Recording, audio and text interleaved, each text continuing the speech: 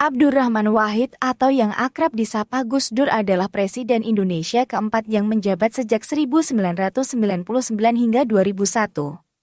Gus Dur menggantikan posisi B.J. Habibie setelah dipilih oleh Majelis Permusyawaratan Rakyat melalui pemilu 1999.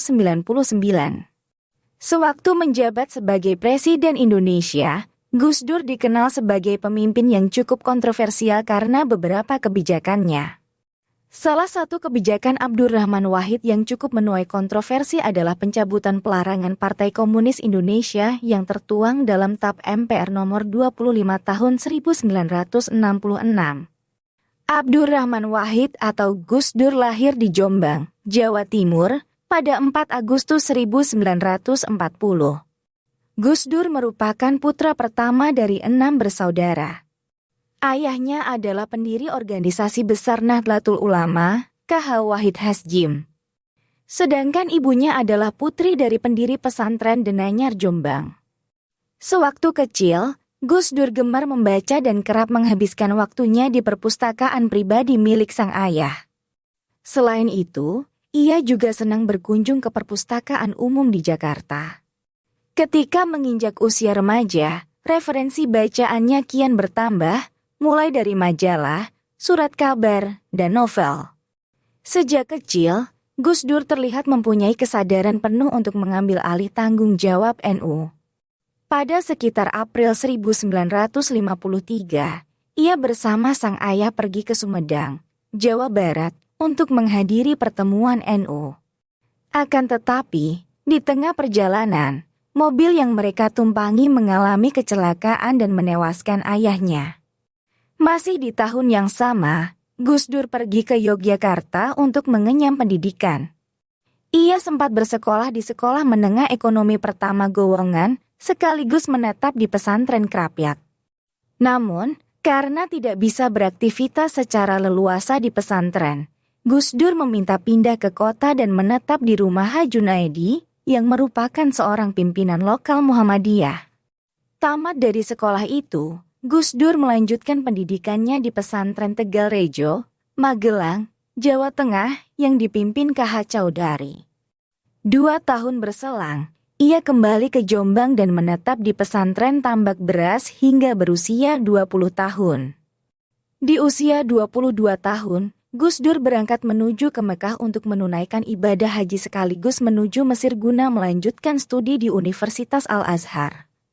Namun, sesampainya di Mesir, Gus Dur tidak langsung berkuliah di sana, melainkan masuk ke madrasah aliyah lebih dulu. Setelah menyelesaikan sekolahnya di Mesir, Gus Dur berkunjung ke universitas-universitas lain. Akhirnya, Gus Dur memutuskan tinggal di Belanda selama 6 bulan, sekaligus membentuk suatu perkumpulan bernama Pelajar Muslim Indonesia dan Malaysia.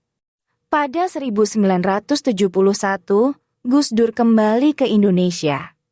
Selama masa pemerintahan Orde Baru, ia disibukkan dengan berbagai kegiatan. Ia memulai karier dengan mengembangkan pendidikan di pesantren dan menjadi seorang jurnalis.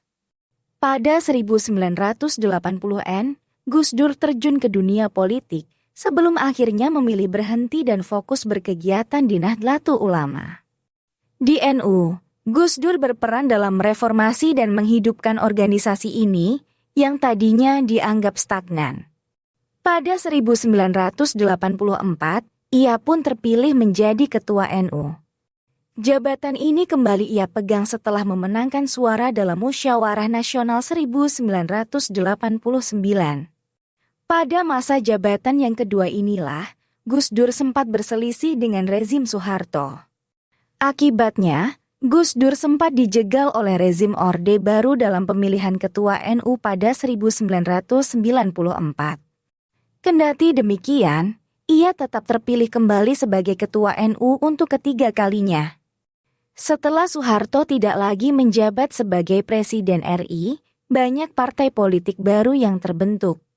Pada Juni 1998, banyak orang dari komunitas NU yang berharap agar Gus Dur membentuk partai politik. Sebulan setelahnya, Gus Dur menanggapi hal itu karena menyadari bahwa partai politik adalah satu-satunya cara untuk bisa bertahan di dunia politik atau pemerintahan. Gus Dur pun setuju membentuk parpol bernama Partai Kebangkitan Bangsa, di mana ia menjabat sebagai Dewan Penasihat. Pada 7 Februari 1999, PKB resmi menyatakan bahwa dirinya menjadi kandidat pemilihan Presiden Indonesia. Gus Dur secara resmi dinyatakan sebagai calon presiden oleh Poros Tengah pada 7 Oktober 1999. Pada 20 Oktober 1999, Gus Dur resmi menggantikan B.J. Habibie sebagai Presiden Indonesia. Namun, masa pemerintahan Abdurrahman Wahid sebagai Presiden RI hanya berlangsung selama 2 tahun. Ia memang dikenal sebagai presiden di era reformasi yang kebijakannya cukup kontroversial dan kerap berselisih pendapat dengan banyak pihak. Gus Dur dilengsarkan dari jabatannya oleh Majelis Permusyawaratan Rakyat pada 23 Juli 2001 karena beberapa sebab. Salah satunya, Gus Dur dianggap melanggar UUD 1945 Pasal 9 tentang Sumpah Jabatan dan TAP MPR No.xI-MPR-1998 tentang penyelenggaraan negara yang bebas korupsi, kolusi, dan nepotisme. Itulah mengapa Gus Dur diberhentikan oleh MPR, meski pada akhirnya tuduhan-tuduhan tersebut tidak pernah terbukti. Ketika menjabat sebagai presiden, Gus Dur sudah menderita berbagai penyakit, seperti stroke, diabetes, gangguan ginjal, dan gangguan pada penglihatannya. Gus Dur meninggal pada 30 Desember 2009 di Rumah Sakit Cipto Mangunkusumo, Jakarta, akibat komplikasi.